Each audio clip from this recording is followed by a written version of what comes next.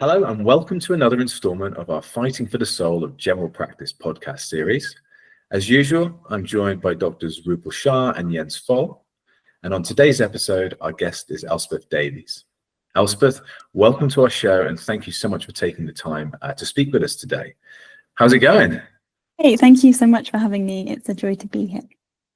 Awesome. Well, no, thank you so much. We really do appreciate it. And to begin with, perhaps you could just introduce yourself, tell us where you're calling in from, who you are, maybe tell us a little bit about your role and also your research.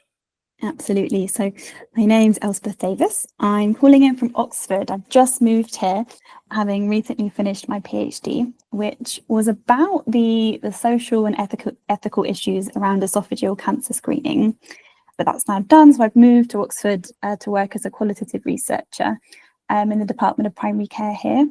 And very broadly, my research involves working with Cancer Research UK to optimise, at the minute we're working on bowel cancer screening and diagnostic pathways in the NHS. Thank you very much. Fascinating and very important research, it sounds like. I'm looking forward to digging into that a bit more. And the topic of today's episode is actually overdiagnosis, which I understand is a thing that you know a thing or two about.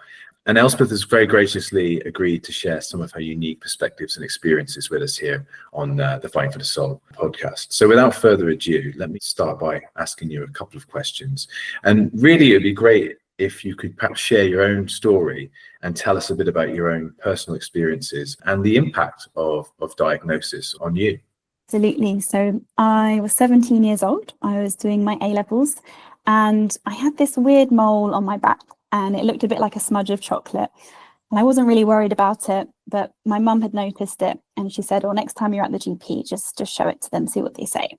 So I did that and the GP looked at it and I remember him getting out the textbook and it had the A, B, C, D, E of abnormal moles, and he was comparing my back against the textbook photos. And he said, oh yeah, it's a bit weird, but look, you're 17, it won't be anything cancerous. But if you're worried, I can refer you. So he did refer me under the 2-week wait and I saw a dermatologist. But the GP had said, look, they'll laugh at you and send you away. I mean, nothing will come of this. So the dermatologist said a similar thing. He said, look, it'll be nothing. You're 17, but we will remove it just in case. So they did. And then a few weeks later, I had all these missed calls on my phone. And when I eventually managed to phone them back, it was the hospital and they said, look, you need to come in immediately. So I did that and was taken into a room with the dermatologist and a person who I now know was a Macmillan nurse, and it's kind of infamous in the cancer world. If the Macmillan nurse is there, you're not about to get good news.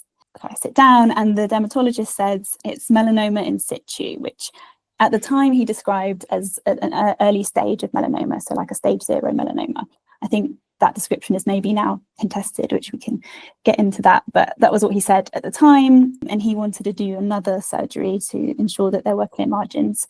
So they did the surgery and then I had a year of checkups looking for like signs of recurrence or for further melanomas, and then was discharged. And I think that should have been quite a simple story, right? And I remember the day I was discharged, my mum and I went to the hospital cafe and we had a celebratory hot chocolate. And I remember thinking, like, this is it. That's that, put to bed, it's over. And of course, I've learned in the past 10 years, that's often not how cancer works. There's this really great quote by an anthropologist called Lachlan Jane, and they write that the main tumours were gone, like cancer had only just begun, something like that. And this idea that actually quite a lot of what happens next can be really shocking, and patients often don't feel prepared for that bit after treatment ends. So I think for me, one of the hardest things was that you become responsible for detecting recurrences or detecting like other primary melanomas. And you have to carry out these skin checks, which sounds like a simple task, but is quite difficult to worry the right amount, to be the right amount of vigilant, because obviously we all get new lesions on our skin, we all have moles that change, and normally they're not cancerous. So in the past, it's been 9 years since my diagnosis. In the past 9 years, I've had 5 further 2-week wait referrals, including a further mole removal. So I guess I'm saying this to emphasize that even though the melanoma was gone, it continued to greatly affect my life. And in strange ways as well that I couldn't have predicted. Things like I tried to donate blood and was told at the time that at the time if you'd had any cancer, including a curable cancer like melanoma in situ, you have a lifelong ban on donating blood, which they've now changed to melanoma in situ, but that was the case at the time. I also discovered that travel insurance was going to cost me more because I had the word cancer on my medical records.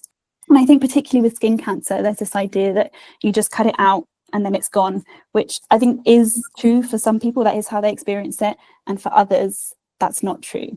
And I ended up joining these kind of online support groups and found thousands of people in the UK who were experiencing kind of similar levels of fear.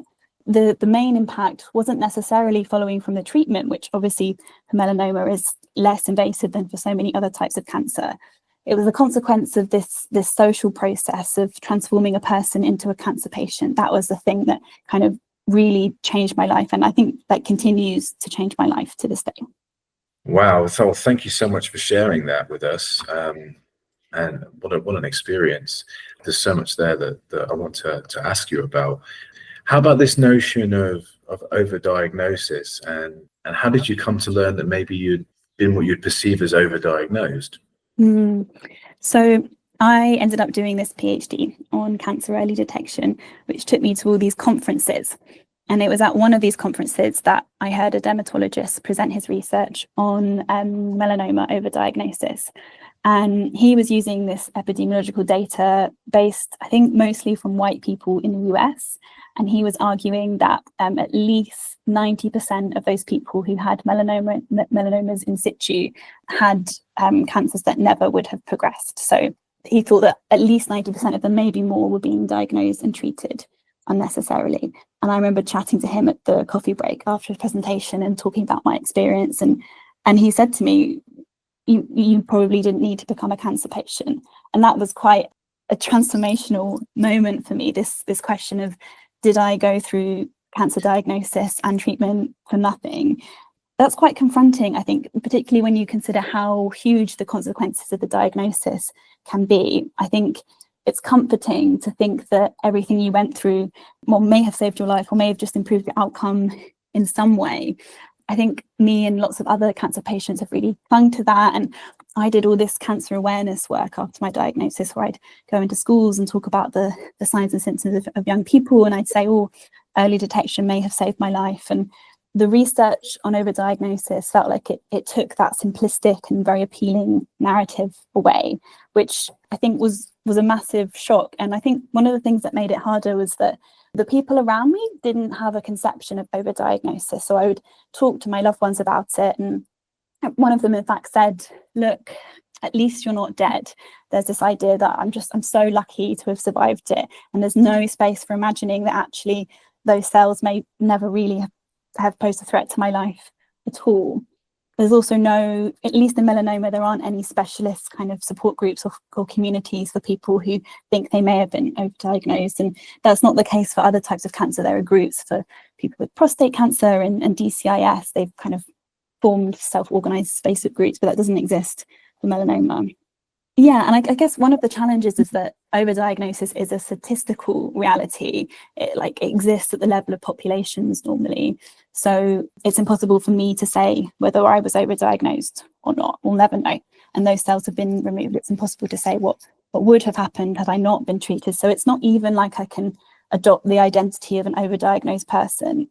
Somehow these realities of being overdiagnosed and being a cancer patient coexist and always will. I can't say definitively it's one or the other. And that's been a process of kind of grappling with that multiplicity. And it raises practical questions as well. So now, for instance, if I have a mole that's changed, what do I do about it? If I'm a cancer patient, obviously I should see my GP, and GPs have an incredibly low threshold for referring me now because of my history. Whereas if I've already been overdiagnosed, obviously I wouldn't want to see a GP. So that's been practically difficult to navigate as well. I think similarly I have scars on my body from the surgeries, which people sometimes ask about. And I don't really have a simple story to tell them anymore, unless I kind of get out epidemiological graphs illustrating overdiagnosis. It's very tricky to make yourself intelligible to others. in a way that cancer isn't. Everyone has an idea of what cancer is. It's not an idea that's always right, but they understand what it is, and that's not the case for overdiagnosis research. And the last thing I want to say is about how research on overdiagnosis can really affect people's trust in conventional medicine. So there's one paper by some Australian researchers who worked with men who came to identify as overdiagnosed with prostate cancer. And they found that for some of those men, the experience of realizing that they might have been diagnosed and treated unnecessarily damaged their trust in medicine so much that they stopped engaging with it altogether, which is clearly a really potentially worrying consequence of disseminating this kind of work. Well, thank you so much, Elspeth, for sharing all of that. That's really opened my eyes to looking at things in a different way. Because I guess when you hear the word cancer, it's probably the word that many people are most scared of hearing in their lives. And of course, what you've just shed a lot of light on there is that I guess actually the psychological traumas that can be associated with the correct or overdiagnosis can actually be hugely impactful on your life. And then also sharing that information about, say, insurance and things, practical realities that have been affected too. I hadn't really sort of given that much thought either. But what I would like to do now is I would like to hand over to my medical colleagues, Ru and Jens, and see if they would like to respond and have some questions. Ru, perhaps I can start with you. Thank you very much for sharing that story, Elspeth. I guess the culture of medicine at the moment, there's such a drive to detect cancer, and in a way the worst thing that can happen is missing cancer. So we have meetings once a month where we go through all new cancer diagnoses, and we're kind of scouring the notes to see, could this have been picked up earlier? And that's the entirety of the discourse, really. There's nothing about overdiagnosis. In a way, once as a GP I've made the referral, this is a kind of brutal way of putting it, it's not my problem, it's not my liability anymore. And I can't imagine how to change that. So I think we can fool ourselves into thinking this is entirely a good thing. You were responded to as well by your family, or I can't remember if it was a family or friend saying to you, well, at least you're alive. And I think that actually underlies some of this. Well, at least you're alive. It could have been worse. But these kind of consequences and the complexity of what happens afterwards is just not considered at all.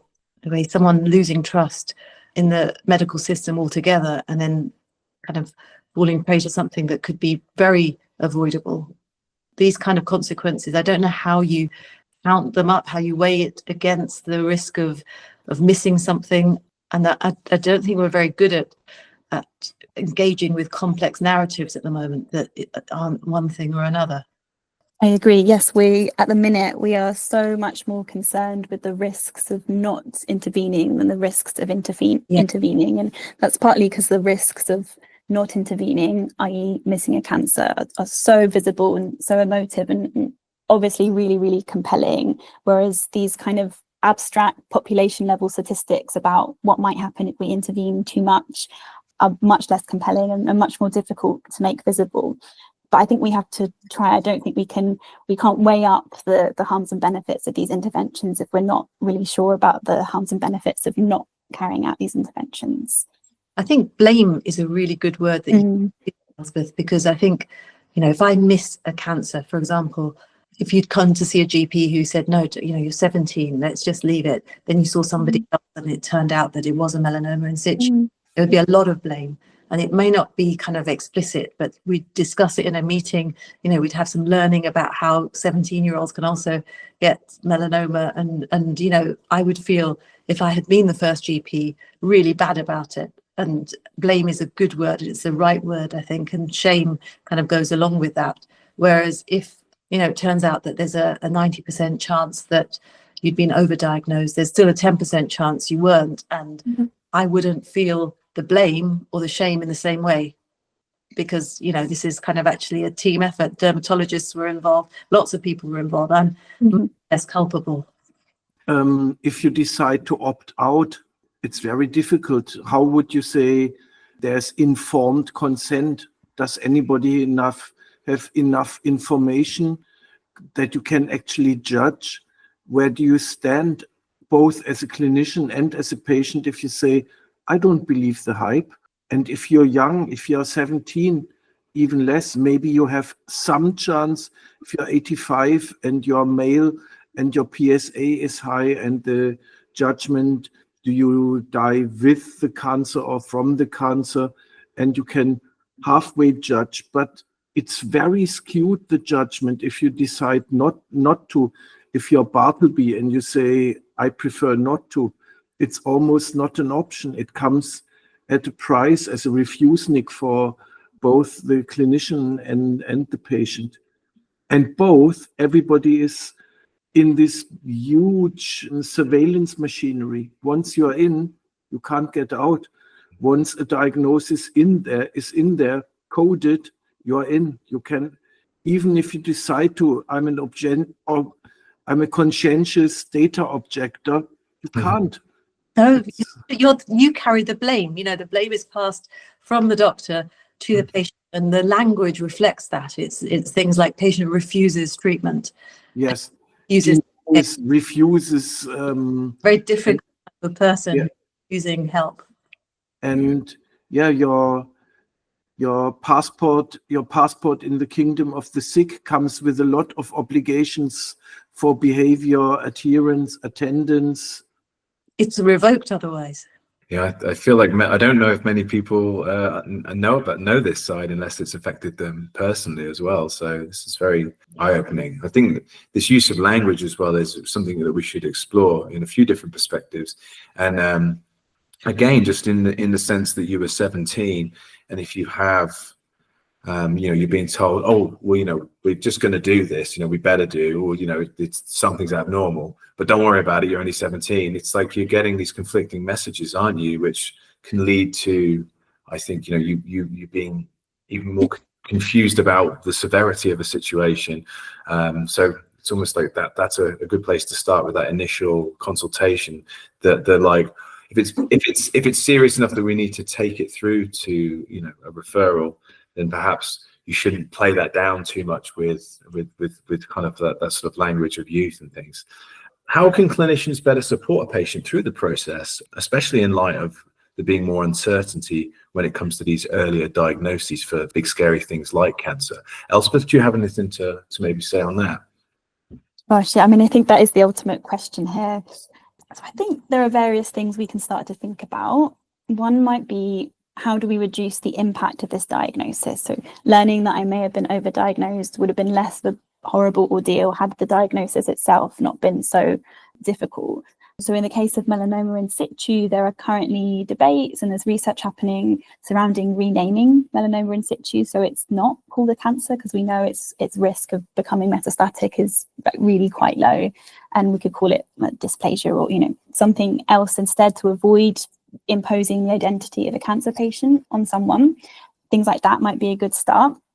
I think there's a question here about, how do we help people live well with risk? And I think what you were saying, James, about conflicting messages is really important, because so much of risk is about this message of be vigilant, be worried, be alert, but not too vigilant, worried and alert, because then you get diagnosed with health anxiety and all these other things. And it's really hard for people, especially when you've had a scary diagnosis, it's really hard for people to walk that line between those two things. And I think for me, there was a time when I became so focused on cancer risk, and this happens a lot, and I see this in the support groups a lot, when you become so focused on cancer risk and preventing future disease that it can impair your ability to live a good life. And I wish my clinicians had focused more on that and less on mobilizing fear. At one point I went to a GP about a mole that was slightly odd, and she obviously referred me and then said, oh, I'm glad you came. You can never relax, because you never know when this might come back. And I think there's a role as well for reinforcing positive potentiality and saying, oh, you might get another melanoma and it might metastasize. You might not. Statistically, you won't, right? There's a flip side to that coin. And I think part of that is focusing on what it means to live well, a good life being one that's full of hobbies and friends and love and travel, not just a life in which cancer risk is reduced. So I wish my GPs had focused more on that. There's been some research into avoiding defensive medical practice, and that has reached conclusions about things like teaching a productive response to uncertainty when talking to medical students. So recognizing that uncertainty is always present in medicine, and trying to work with it rather than against it. So this process of managing it, communicating it, normalizing it, and discussing it both kind of with patients and with colleagues. And part of doing that is recognizing that, yes, not carrying out preventative or early detection interventions has harms, but so does carrying them out. So we have to somehow hold those things together at all times. Other thing to add is that I think one of the things that makes this really difficult is that by the time patients reach you in your clinics, they already have their own narratives and ideas about what cancer is. And I think James touched on this briefly. If you already have this idea that cancer is something that always inevitably progresses to kill you, then to be presented with a diagnosis like melanoma in situ, even if the dermatologist is saying, look, like most of these don't progress to cause harm and it's not really that dangerous. If you've come to that consultation with this really fundamental idea about what cancer is, being presented with a challenge to that in that moment, probably, and research shows it doesn't really have that much effect. So I think these conversations need to begin outside of the clinic. So I know I discussed with Ru, my dream is if there was a narrative about overdiagnosis on something like EastEnders.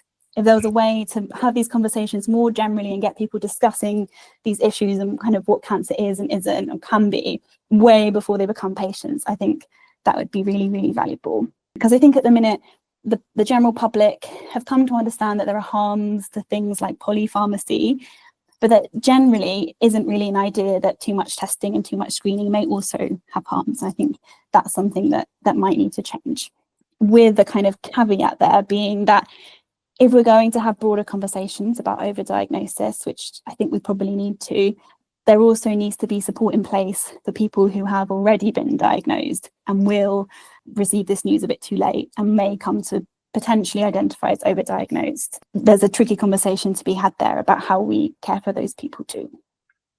Well, thank you very much, Elspeth. That's very thoughtful and really interesting points there. And I think I'll hand over to Jens first to come back to that, and then I'm sure Ru's got some things to say as well. Yeah, I'm so grateful for what you say. Two things spring to my mind. A, the concept of timeliness or speed. If I'm a duty doctor and people say there's a lump, I have to see them straight away, or lump in breast. I couldn't say, well, that can wait 2 weeks. 2 weeks are nothing, because the perception of risk and speed and threat is so bound on speedy or prioritized against other issues that are far more sensitive to time. And that is perception. Acting against it is acting against protocol, against common perceived sense. Even if it's scientific and you say this is crazy stuff, you can't do that. That's the perceived threat of timely action. And that is pervasive for the whole health system. Yeah. The other issue is more medicine is better for your health. We had with our trainees a conversation about screening and private insurance and private medicine being better than NHS medicine. And nobody commented on the risk of harm. Like, people go to Turkey and they ask for a whole body MRI and every test known to mankind. And I thought, this is bad. That will really, because the only acceptable outcome for the person will be, I have a clean bill of health, and if not, early intervention will result in improved longevity. Whereas people inside the system probably think this is really harmful. A lot of damage happens to people. There's a lot of bullshit around. Use medicine wisely. Yeah, very, very good point.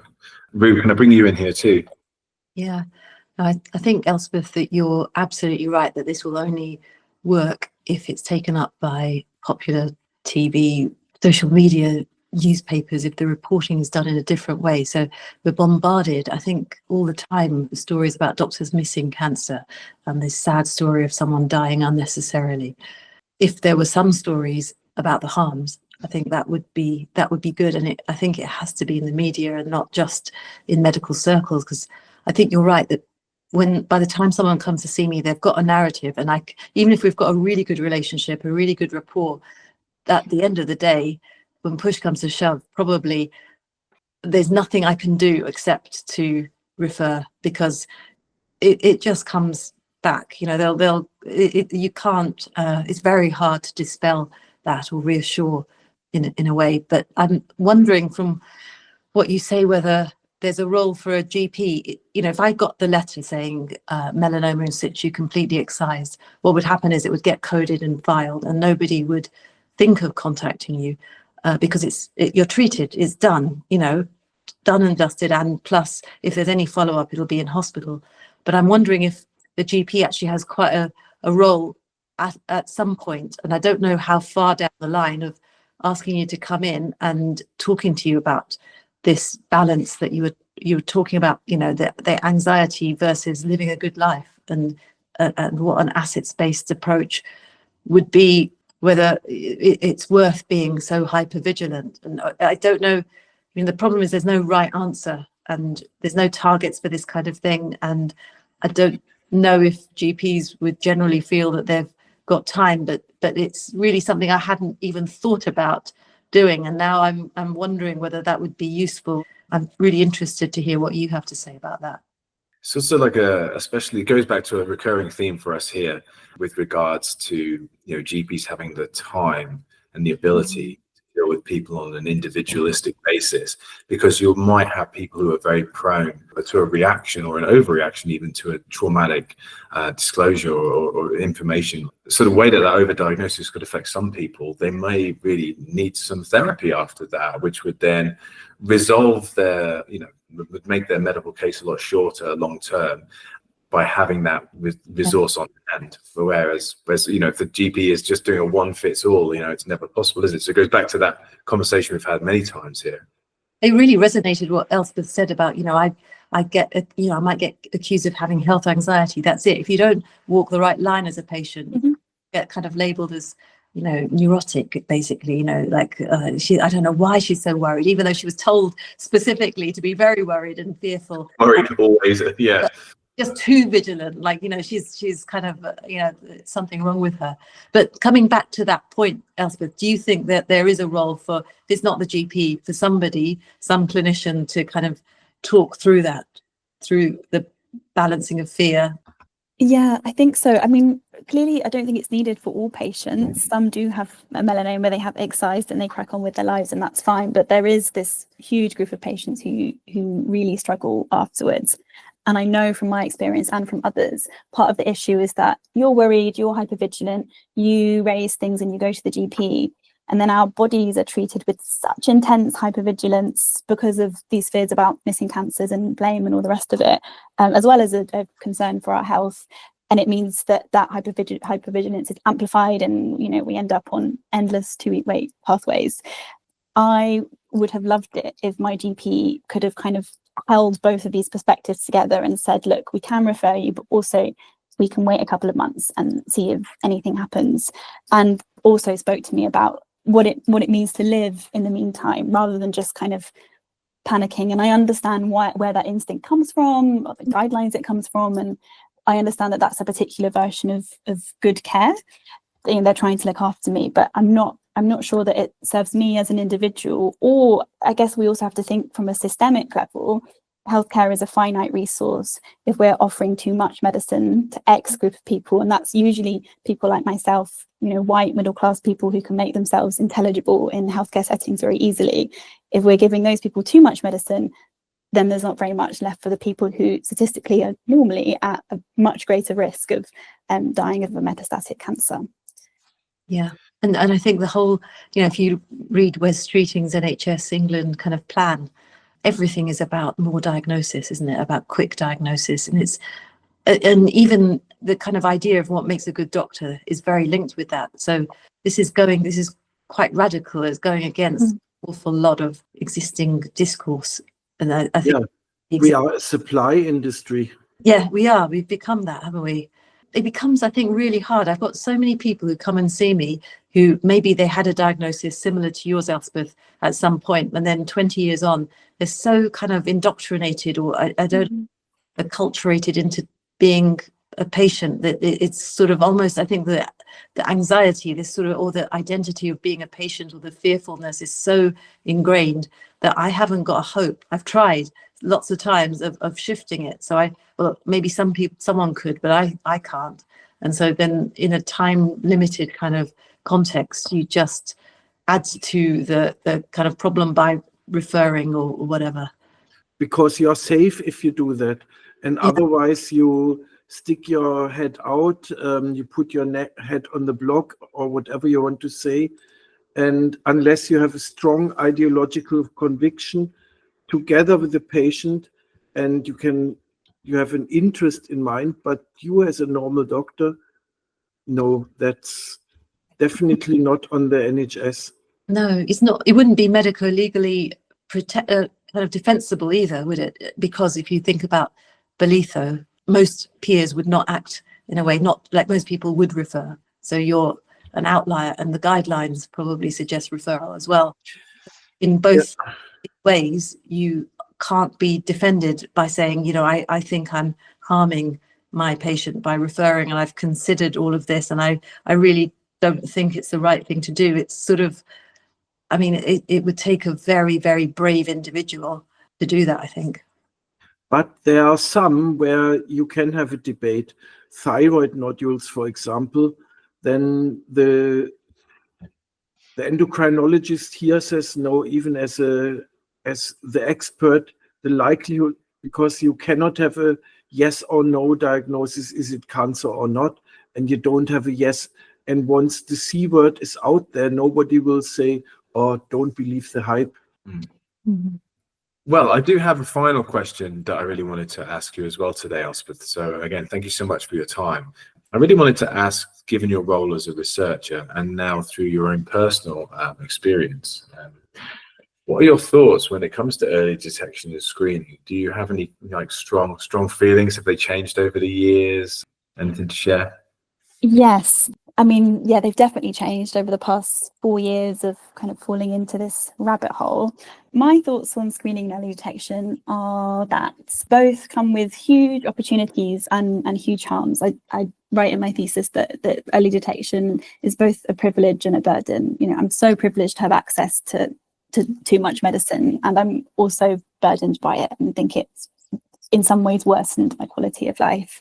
And that idea of screening as ambivalent is, as we've talked about, totally in contrast to this public perception of screening as always good and valuable and not really having any harms at all, I think is the public perception.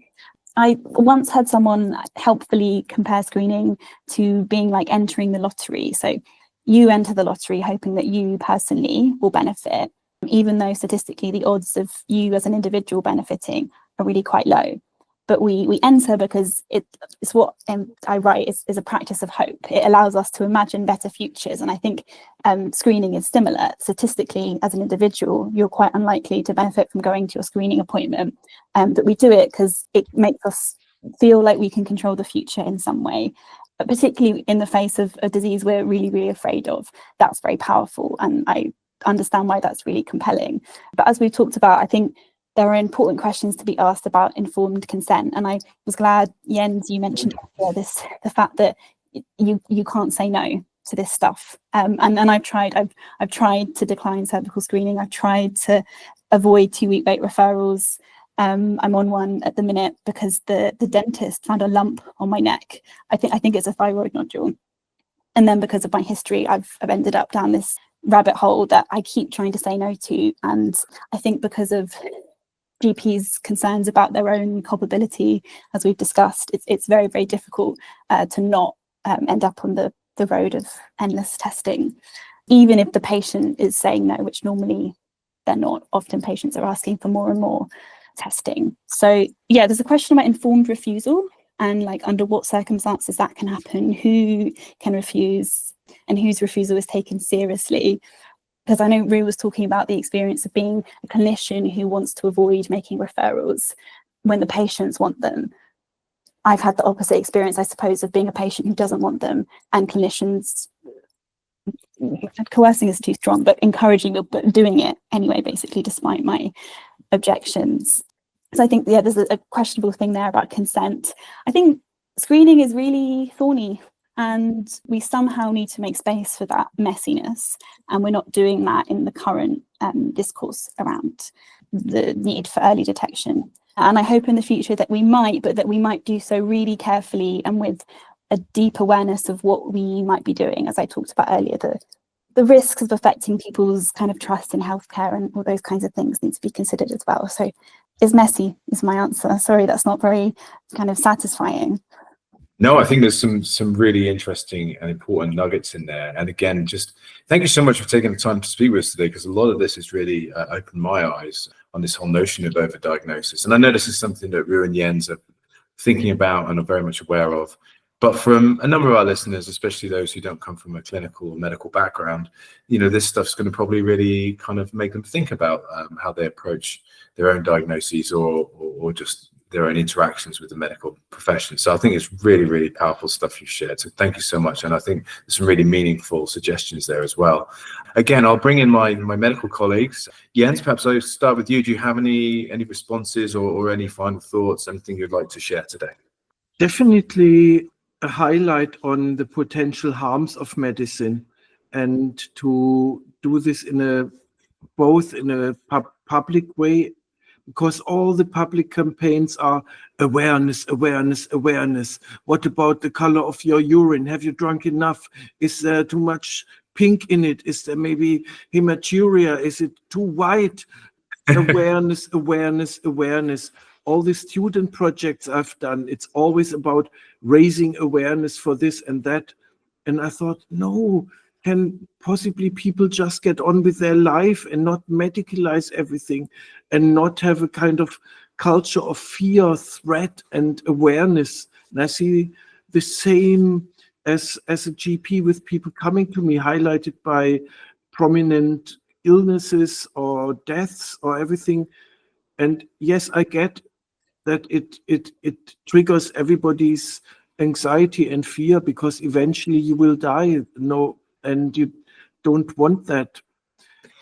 It's interesting, just to interject quickly, I've got a little anxiety perpetually because I've missed my MOT, because I'm based in the US. You can go and have a checkup whenever you want, because you just pay them the copay if you have the insurance and all the rest of it.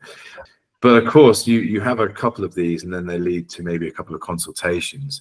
And then, although that's all been very productive, let's say for me personally, you do then feel, all right, well, I really need to stay on top of this. And then you end up going for more tests and asking for more. So my own personal experience has been the more screening and testing that's available, which in the US, to me, as I'm getting older, has become so. I start to feel quite anxious about, like, I should be doing this. Maybe I should do this every 6 months. Isn't it more the better? And of course, I don't have the medical comprehension or language to understand what Jens is sort of saying there. That I'm kind of looking for things that aren't necessarily there sometimes. So it's been interesting to have sort of unfettered access to testing and screening, and specialists that you can go and set up an appointment with without a referral from a GP in a UK sort of kind of context. So yeah, it's interesting. You made me think a bit about this stuff today. Agree with everything that's been said. Huge thanks to Elspeth. I really enjoyed this conversation. Hoping to see this storyline on EastEnders, as you said. I mean, definitely. I think, Elspeth, you've got maybe a side hustle there at some point if you want to take up a different style of writing. I think the EastEnders, staff writers could do with a bit of advice and guidance from you. I would love that. Well, my inbox is open if anyone wants to get in touch. Thank you so much for having me today. It's been a real pleasure to talk to you. No, thank you so much. It's been an absolute pleasure to have you on. Thank you for sharing such a personal story and your own personal experience, which I think people will find very moving and meaningful. And you've certainly opened my eyes to different perspectives and different ways of thinking about things. Jens and Ru, as always, such a pleasure to have you on. Thank you for your time. Again, both working doctors, so it's awesome that you're able to be with us on all of these podcasts and to discuss so many wonderful and interesting topics. So today was Overdiagnosis. We've got a few more exciting topics over the next few weeks that we'll be recording as well. But for now, Elspeth, thank you so much for joining us. It's been a real pleasure. Jens and Ru, any final thoughts? Thank you, Elspeth. It's really, really good having had this conversation. Yeah, absolutely echo that. Thank you, James. Thank you, Elspeth. Thank you.